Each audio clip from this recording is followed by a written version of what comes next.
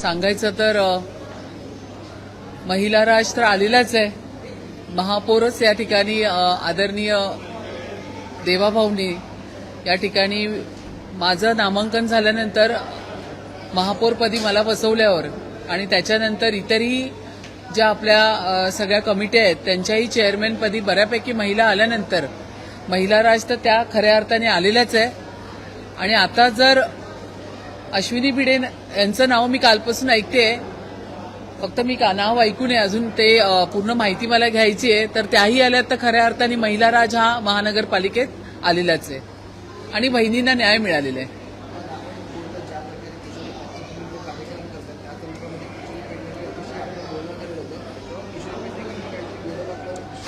हो, मला अतिशय वाईट वाटलं.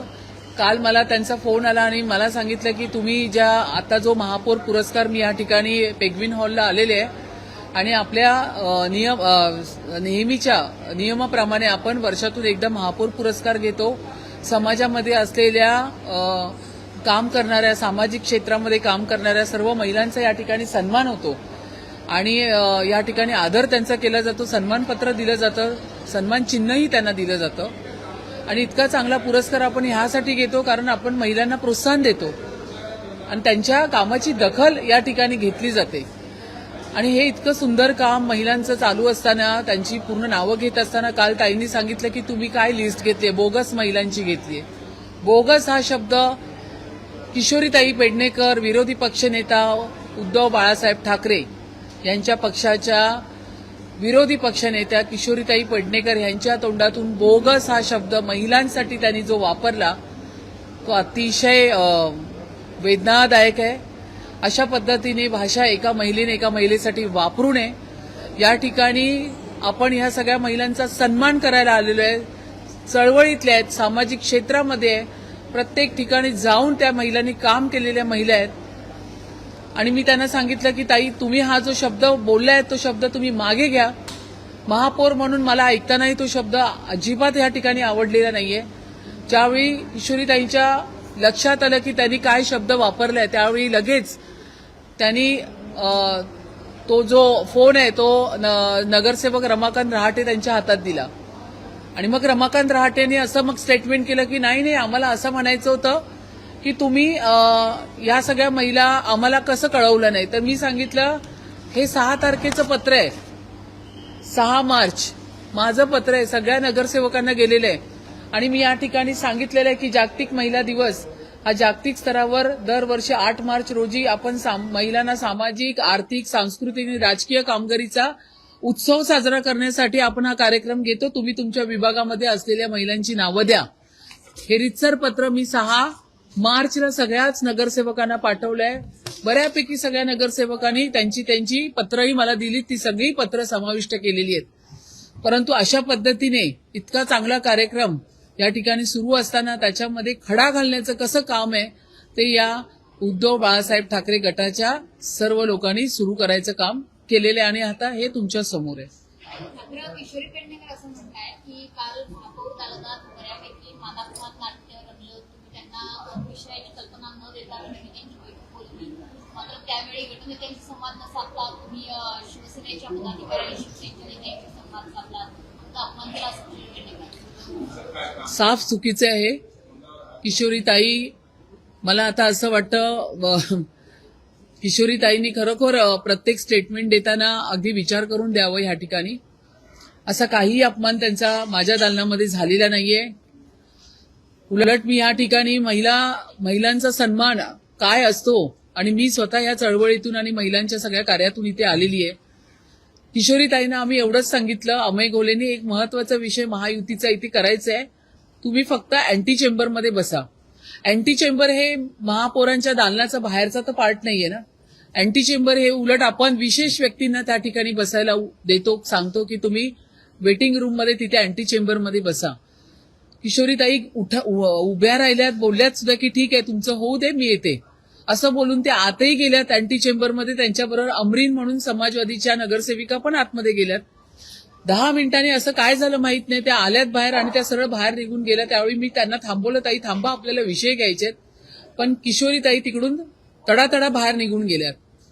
तर अशा पद्धतीने विषयाचा उहापोह करून उलटसुलट पद्धतीने मीडियासमोर विषय ठेवणं, म्हणून मी मागेही तुम्हाला सांगितलं त्यांच्याकडे काहीच विषय राहिलेले नाहीयेत. तर अशा पद्धतीने एखाद्या विषयाला दुसऱ्या बाजूनी वळण देऊन कसं समोर आणायचं आणि सगळ्या मुंबईकर लोकांची दिशाभूल करायची, हा एक कलमी कार्यक्रम आता सध्या किशोरीताईंकडे राहिलेला आहे. गेली 2-3 वर्ष प्रशासन मुंबई महापालिकेत होता, आता प्रत्यक्ष नगरसेवक मुंबई महापालिकेत आलेले आहेत. जनतेची कामं होणं गरजेचं आहे आणि त्याचवेळी मान अपमानाच्या गोष्टी समोर येताना पाहायला मिळत आहे. कितपत योग्य आहे या सगळ्या बाबी? अतिशय दुर्दैव आहे. तुम्हाला या ठिकाणी लोकांनी 4.5 वर्षानंतर इलेक्शन झालेत, मुंबईकर नगरसेवकची वाट बघत होता आणि इतक्या वर्षानंतर आज मुंबईमध्ये कॉर्पोरेशनमध्ये आज नगरसेवक आलेले आहेत. मुंबईकरांनी त्या ठिकाणी तुम्हाला तुमच्या मानापमानासाठी, तुमच्या सगळ्या एकंदरीत इगोज सांभाळण्यासाठी त्या ठिकाणी पाठवलेलं नाहीये. मुंबईकरांनी उन्हामध्ये उभं राहून 3-3 तास लाईनीत उभं राहून या ठिकाणी प्रत्येक नगरसेवकाला मतदान केलेलं आहे. प्रत्येक नगरसेवकाला, मग ते महायुतीचे असू दे, उबाटाचे असू दे, काँग्रेसचे असू दे, समाजवादीचे, सगळेच 227 नगरसेवकांसाठी मुंबईकर उतरलेत, उन्हातान्हात उभे राहिलेत, लाईनीत उभे राहिलेत आणि तुम्हाला या ठिकाणी पाठवलं तर तुमचे मान अपमान सांभाळण्यासाठी नाही, मुंबईकरांची कामं करण्यासाठी. म्हणूनच मी सारखी त्यांना सांगत असते की मुंबईची कामं तुम्ही घेऊन या. आणि तुम्ही जर किशोरीताईंनी ते एका पत्रात मागणी पण केली की हा सगळा मुंबई महानगरपालिकेचं कॉर्पोरेशन लाईव्ह झालं पाहिजे, तर तुम्ही मुंबई कॉर्पोरेशन लाईव्ह करत असताना तुम्ही जी मागणी केली आहे ती तुम्ही मुंबईकरांना हे दाखवणार आहे की तुम्ही अशा पद्धतीने हरकतीचे मुद्दे घेऊन सभात्याग करता. तुम्हाला मुंबईकरांसाठी काही तळमळ, काही त्यांच्या प्रत्येक गोष्टीवरती आपल्याला त्या ठिकाणी काम केलं पाहिजे, मुंबईच्या विषयांसाठी काम केलं पाहिजे. ते सोडून माझा या ठिकाणी अपमान झाला, आता मी सभात्याग करते, अशा पद्धतीची भाषा आणि अशा पद्धतीने वागणं हे काही योग्य नाहीये. तुम्ही म्हणताय की मानापमानासाठी आपण सभागृहात आलेलो नाही किंवा महापालिकेत निवडून आलेलो नाही. तुमचे सहकारी पक्ष असलेले शिवसेनेकडून सुद्धा अशाच पद्धतीने मानापमानाची मागणी केली गेली होती की अमेय गोलेंनी तुम्हाला त्या पद्धतीचं पत्र सुद्धा दिलं गेलं की एका कार्यक्रमात त्यांच्या उपमहापौराचा अपमान. नाही, हे बघा, मी महापौर म्हणून प्रोटोकॉल हा सांभाळलाच पाहिजे. त्या बाबतीत माझी भूमिका तीच राहणार. प्रोटोकॉल डिपार्टमेंटने त्या पद्धतीने जर तसं झालं असेल, डेप्युटी महापौरांना, उपमहापौरांना जर बसण्याची जागा दुसरीकडे दिली असेल तर ते चुकीचं आहे, हे मी पण मान्य करते. कारण हा प्रोटोकॉल आहे, त्या ठिकाणी महापौर, उपमहापौर यांची जी जागा आहे ती फिक्स असते. तर त्या पद्धतीने सगळ्यांचा मान त्या ठिकाणी ठेवला पाहिजे आणि त्या पद्धतीने खुर्च्या लावणं हे प्रोटोकॉल डिपार्टमेंटचं काम आहे. तर जर अशा आशयाचं जर ते झालं असेल, कारण त्या कार्यक्रमाला मी नव्हती, पण तसं झालं असेल तर तेही चुकीचं आहे. नालेसफाई 1% कमी झालेली आहे असं सादरीकरण स्वतः आयुक्तांनी स्थायी समितीच्या सभागृहात केलं होतं. आता नालेसफाईचं स्टेटस काय आहे आणि किती दिवसांमध्ये, म्हणजे 4 एप्रिलपासून आपण 100% नालेसफाईला सुरुवात करतो आहोत. तुम्ही व्हिजिट करणार का, त्यापैकी काही सरप्राईज व्हिजिट असणार? नाही, ह्याच्यात सरप्राईज काय नाही, ह्याच्यामध्ये पूर्ण व्हिजिट असणार. कालच माझी ह्याच्याविषयी सगळी चर्चा झालेली आहे. संपूर्ण ठिकाणी जी भूमिपूजन झालेली आहेत, नालेसफाईला सुरुवात झालेली आहे. आता आपण केलेले, एकतर आपल्याकडे निविदा येत नव्हत्या, कॉन्ट्रॅक्टर्स येत नव्हते, तर आता आपल्याला ते आपल्याकडे आलेले आहेत. त्यांच्या निविदा आपण स्वीकारलेल्या आहेत, काही अटी शिथिल केलेल्या आहेत आपण, आणि त्या पद्धतीने नालेसफाई सुरू झालेली आहे. हेही नालेसफाईवर आमचं पूर्ण एक तिसरा डोळा कसा असतो त्या पद्धतीने आम्ही संपूर्ण नगरसेवक, सगळे नगरसेवक सगळ्याच पक्षाचे असू दे, त्या ठिकाणी महापौर म्हणून मी असेल, उपमहापौर म्हणून मी असेल, त्याचबरोबर पक्षाचे पण काही पदाधिकारी असतील प्रमुख, असे सगळे मिळून संपूर्ण मुंबईच्या नालेसफाईमध्ये मेजर नाले असू दे, मायनर नाले असू दे किंवा मिठी नदी असू दे, या सगळ्यावरती परीक्षण होणार. या नालेसफाईनंतर मुंबई तुंबणार नाही असा आशावाद आहे का? 100% आशावाद आहे. मुंबईकरांनी चांगलीच आशा ठेवावी आणि आम्ही इथे काम करण्यासाठी आलेलो आहोत. पक्ष या ठिकाणी जवळपास 44 वर्षानंतर भारतीय जनता पक्षाचा महापौर या ठिकाणी बसलाय. भारतीय जनता पक्ष, शिवसेना पक्ष या ठिकाणी काम करण्यासाठी मुंबईसाठी इथे उतरलेली आहे. तसं बघायला गेलं जर तुम्ही फरक हा तुम्हाला सगळ्यांना जाणवतोय, काय पद्धतीने काम संपूर्ण चालू आहे. मग आपण जेम पोर्टलवरती पण सगळ्या गोष्टी आणलेल्या, अतिशय पारदर्शक असं आपण पूर्ण महानगरपालिकेचा कारभार या ठिकाणी आपण करतोय. तर सगळं या ठिकाणी नालेसफाई असू दे, मुंबई क्लीन 2026 हा जो नवीन प्रोजेक्ट आपण या ठिकाणी असू दे, किंवा रुग्णालय असू दे, शाळा असू दे, सगळ्यावरती काम होणार आणि सगळीकडे आमचं लक्ष असणार. मुंबई तुंबणार नाही असं म्हणतात? मुंबई 100% तुंबणार नाही ह्याचा आम्ही पूर्ण प्रयत्न करणार. काही दरवर्षी नालेसफाईचं हे ठिकाण असतं, अनेक वेळा नालेसफाई पाणीपट्टी कोट्यवधी रुपये त्या ठिकाणी खर्च केले जातात, परंतु अनेक वेळा पाहायला मिळतं की जो गाळ काढला जातो तो वेगळ्याच ठिकाणी टाकला जातो किंवा तिथेच बाजूला टाकला जातो, जेणेकरून तो पुन्हा त्या नाल्यात जातो. त्यामुळे अशा या सगळ्या गोष्टींवरती बारकाईने लक्ष ठेवण्यासाठी काय विशेष होईल, कारण दरवर्षीचं हे नाले सफाईचं रडगाणं आहे, यातनं मुक्ती मुंबईकरांची तुम्ही यावर्षी तरी करून देणार? या नालेसफाईच्या वरती एक 10-15-12 दिवसापूर्वीच मी रिव्ह्यू मीटिंग घेतली होती. सगळे इन्स्ट्रक्शन्स आपण त्या ठिकाणी असलेल्या एएमसीना, कमिशनर, जे पण सगळे जे अधिकारी कन्सर्न डिपार्टमेंटचे बसले होते त्या सगळ्यांना आपण दिलेलं आहे. संपूर्ण गाळ हा 80% पावसाळ्यापूर्वी काढला गेलाच पाहिजे. त्यानंतर 10% गाळ हा पावसाळ्यामध्ये फ्लोटिंग आपण बोलतो तो पण गाळ काढला गेला पाहिजे. आणि पावसाळ्यानंतरचा 10% गाळ हा काढून 48 तास बाहेर ठेवल्यानंतर त्याचं प्रॉपर वजन करून तो गाळ सगळा फेकला जाणार, अशा पद्धतीची पूर्ण रचना आपण या ठिकाणी केलेली आहे. तुम्ही आता ही सुरुवात झालेली आहे. एक 15 दिवसांनी पुन्हा माझ्याबरोबर प्रेस कॉन्फरन्स घ्या. तुम्हाला ह्याच्यात 1% आता जसं तुम्ही या ठिकाणी सांगितलंय किती % आपण साफसफाई केली, 10-10 दिवसांनी अशा पद्धतीने प्रेस कॉन्फरन्स घ्या. आम्ही उत्तर द्यायला तयार आहोत.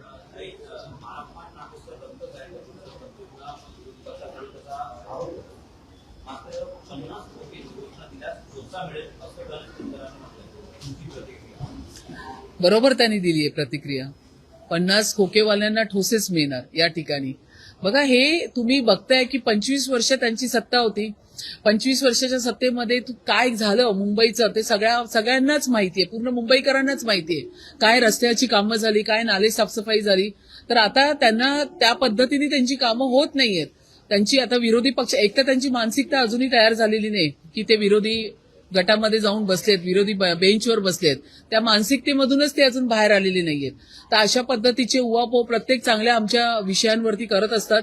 मी तर बोलते चांगले प्रस्ताव येतात मुंबईकरांसाठी, चांगल्या काही प्रस्तावांवरती तुमचा आम्हाला त्या ठिकाणी सपोर्ट मिळायला पाहिजे, अशी भूमिका आता विरोधी पक्षांनी ठेवायला पाहिजे.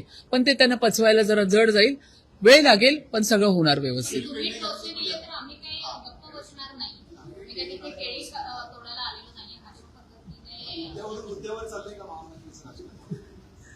त्यांच्या प्रत्येक प्रश्नाला आम्हाला तर उत्तर द्यावंच लागेल ना. त्यांना ती खतखतच निघते, ती खतखत ही निघते की आम्ही त्यांना आताच तुम्हाला सांगितलं, गेले 25-30 वर्ष मुंबई महानगरपालिकेवरती सत्तेवर बसले होते, त्या मानसिकतेमधून ते अजूनही बाहेर आलेले नाहीयेत. तर त्यामुळे ते पचवायला त्यांना खूप जड जात आहे. आणि आता आम्ही ज्या पद्धतीत महायुतीच्या सरकार ह्याच्यामध्ये आम्ही ज्या पद्धतीत आम्ही मुंबई महानगरपालिका चालवतोय, प्रत्येक आलेले तुम्ही जर बघितलं असेल तर रस्त्याला जे रेफ्लिकेटर रंग आहे ते पण आपण कॅन्सल केले. ज्या कॉन्ट्रॅक्टरनी ते काम घेतले रस्त्याचं त्याला त्याच कामामध्येच त्यांनी सगळं केलं पाहिजे. म्हणजे मुंबई महानगरपालिकेचा पैसा वाचवण्याचं काम पण आपण या ठिकाणी करतोय. आदरणीय मुंबईचे अध्यक्ष अमित साटमजी ह्याच्यावरती पूर्ण लक्ष घालून आहेत. आदरणीय माजी खासदार किरीट सोमय्या यांची वारंवार मिटिंग्स असतात. तर हा पारदर्शीपणा हा पचवायला त्यांना जरा वेळ लागेल, कारण तो त्या पद्धतीचा त्यांचा कारभार नव्हता गेली 25 वर्षात. तर हा पचवण्यासाठी त्यांना वेळ लागेल. तर त्या पद्धतीचे त्यांच्याकडनं एक्सप्रेशन आहेत ते येतच राहतील. प्रश्न असा की भाजपचे मंत्री मंगल आहे, त्यांनी शिरगावमध्ये जैन धर्मियांना जे धार्मिक कार्यक्रम आहेत त्यासाठी गॅस सिलेंडर उपलब्ध व्हावे यासाठी पत्र लिहिलं. इतर जे धर्माचे लोक आहेत त्यांना सुद्धा त्यांनी मदत केली. त्यामुळे कुठेतरी ठराविक धर्माला मदत भाजप करते असा आरोप विरोधकांना होत होता. आता त्यांनी पोलीस कंप्लेंट पण दाखल केलेली आहे की अशा प्रकारे गॅस सिलेंडरचा काळा बाजार करण्याचा प्रयत्न मुंबईकरांना करताय. कुठेतरी बल्कमध्ये गॅस सिलेंडर एका पर्टिक्युलर समाजासाठी उपलब्ध करून दिले. पण काही यालाच आता विरोध सुप्रिया सुळेने ट्विट केलेला आहे की एप्रिल आणि मे महिन्यात जे सर्वधर्मी कार्यक्रम असतील त्या ठिकाणी गॅस सिलेंडर उपलब्ध करा. मग या भूमिकेकडे कसं बघतो? मी वारंवार तुमच्या प्रसारमाध्यमांना ह्याच माध्यमातून सांगितलं होतं की ही लोक फक्त अफवा पसरवण्याचं काम करतात आहे. कुठेही या ठिकाणी आदरणीय मुख्यमंत्री देवेंद्र फडणवीस साहेब असेल किंवा केंद्रामधून स्टेटमेंट झालेले आहेत. आत्ताच बघितलं तर कच्च्या तेलाचं जहाज सुद्धा दुसरं आलेलं आहे. रेसिडेन्शियल रहिवाशी जे गॅस आहे त्याच्यामध्ये कुठेही तोटा होणार नाही, कमर्शियलला पण नाही. आणि राहिला जर असा कार्यक्रमाचा विषय तर कार्यक्रमामध्ये फक्त जैन धर्मच नाही, सर्व धर्माच्या कार्यक्रमाकडे आपलं लक्ष आहे. आणि या पद्धतीचा कुठलाही एकाच धर्माला धरून जर काम करायचं असेल, अशा पद्धतीची भाषा जर मनसेकडून येत असेल तर ही फार चुकीची आहे. याच पद्धतीच्या अफवा पसरवण्याचं काम जे आहे जातीपातीचं, हे या मनसेने, या उभाटाने या ठिकाणी संपूर्ण मुंबईमध्ये केलेलं आहे. याचा तर मी पूर्ण निषेध करते. सर्व धर्म समभाव अशा पद्धतीचं काम हे मुंबईकरांसाठी हे ट्रिपल इंजिन सरकार करणार आहे.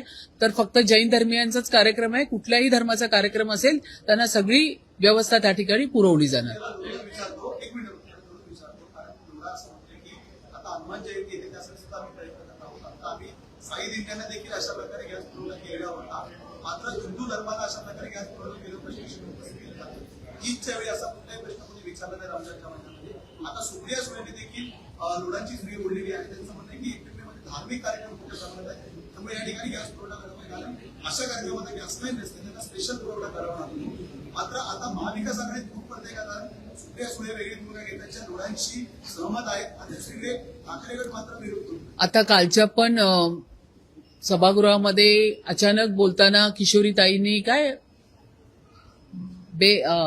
तो उर्दू शब्द बेदरकार तो मराठी शब्द आहे, बा इजाजत होना चाहिए, बाकायदा होना चाहिए. तर त्याच्यावरून तुम्ही त्यांची भूमिका समजा ना आता काय होत चाललीये.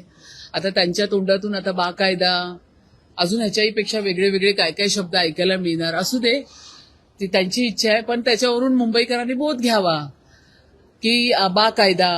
आता मराठी भाषा थोडी आता त्यांची सरकत दुसरीकडे चालली आहे, उर्दू. चांगली गोष्ट आहे, सगळ्या भाषेचा सन्मान आहे. फक्त याच्यावरून प्रसार माध्यमाने बोध घ्यावा की आता अशी भाषा यायला लागली आहे. तर असं काही नाहीये. सगळ्या धर्मांना कुठल्याही त्यांच्या कार्यक्रमासाठी जर काही लागले कुठली गोष्टी त्यांनी आमच्याकडे अप्रोच करावा, तरी आम्ही या ठिकाणी मदत करायला तयार आहोत.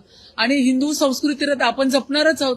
हिंदू धर्मियाचे जेवढे पण कार्यक्रम आहे त्याला आम्ही अगदी उत्साहाने त्या ठिकाणी मदत करणार आहोत. मग हनुमान जयंती झाली, रामनवमी झाली, अजून हिंदूंचे जे सण येणार त्याला पूर्णपणे मदत या ठिकाणी होणार आहे.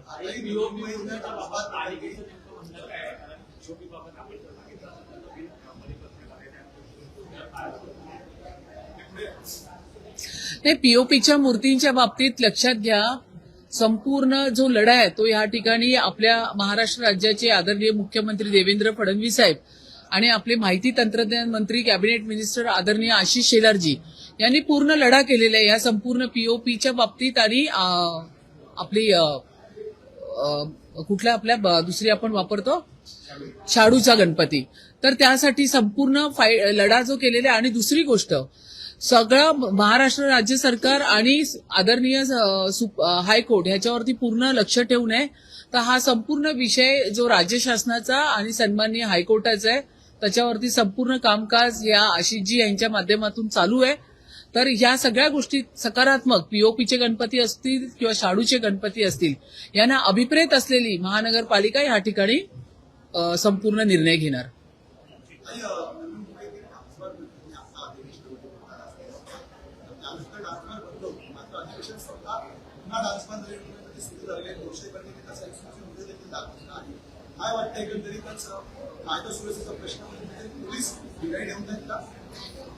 मला जर तुम्ही विचारलं तर डान्स बार हे बंद व्हायला पाहिजे. एक महिला म्हणून मी बोलेल, एक घर उद्ध्वस्त होतं त्याच्यामुळे. सगळं ते घरामधले सगळ्या कर्ता पुरुष जर असे या ठिकाणी डान्स बार आणि ह्याच्या ठिकाणी जायला लागलं तर त्या घरातली सगळी मानसिकता खराब होते, घरातलं वातावरण खराब होतं. तर पण आता या दोन्ही गोष्टीचे दोन्ही पैलू आहेत. मला जर विचारलं महिला म्हणून, महापौर म्हणून किंवा महिला म्हणून, तर डान्स बार ह्याच्यावरती जी बंदी आहे ती बरोबर आहे आणि ती राहिली पाहिजे.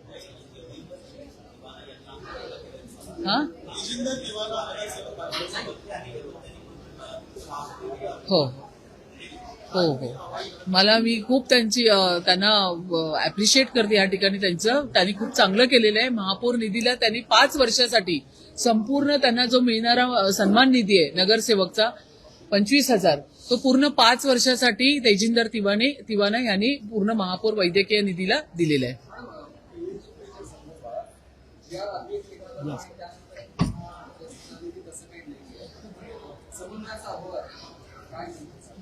कशाच्या बाबतीत? ह्याच्यामध्ये प्रशासनाच्या माध्यमातून मागील GR विचारात घेऊन 1-2 दिवसापूर्वी अशा पद्धतीची प्रेस नोट आली आणि त्याच्यानंतर ही प्रेस नोट पूर्ण टीव्हीच्या माध्यमातून, न्यूजच्या माध्यमातून खूप चालली. त्याचबरोबर पेपरमध्ये सुद्धा आली. ही माहिती मी पूर्ण घेतल्यानंतर याविषयी मी विचारणा केली संबंधित डिपार्टमेंटला आणि त्या पद्धतीने मी त्याच्यावरती सुधारणा करून त्यांना ती प्रेस नोट काढायला सांगितली. या ठिकाणी राज्य सरकार आणि सन्माननीय हायकोर्ट ह्याचे निर्देश जे त्या ठिकाणी आशिषजी शेलार आणि मुख्यमंत्री यांच्या माध्यमातून चालू आहे. आणखी एक महत्वाचा मुद्दा आहे. आपण एक ठरावाची सूचना आता 2 दिवसापूर्वी पाठवल्या. पण गेल्या 28 वर्षात आतापर्यंत 126 पेक्षा जास्त ठरावाच्या सूचना विरोधात पडल्या. प्रशासनानं पूर्णपणे दुर्लक्ष केलं आहे. मला असं वाटतं लोकप्रतिनिधी मागे प्रशासन दुर्लक्ष करत आहे. नाही, असं जर झालं असेल तर फार चुकीचं आहे. गेले 4 वर्षात नगरसेवक पण नव्हते. ठरावाच्या सूचना तशाच पडून आहेत ही माहिती मीही घेतलेली आहे. पण आता या ठिकाणी गगराणी साहेबांचंही काम तसं चांगलं आहे. त्यांनी व्यवस्थित काम केलेलं आहे. पण ठरावाच्या सूचना निकालात निघाल्या पाहिजेत. इतक्या 5-5, 6-6 वर्ष प्रलंबित राहणे हे काही योग्य नाहीये. आता आपले जे नवीन आयुक्त येणार त्यांच्या माध्यमातून ह्या नक्कीच निकालात निघतील. त्याबद्दल आम्ही त्यांच्याशी चर्चाही करू.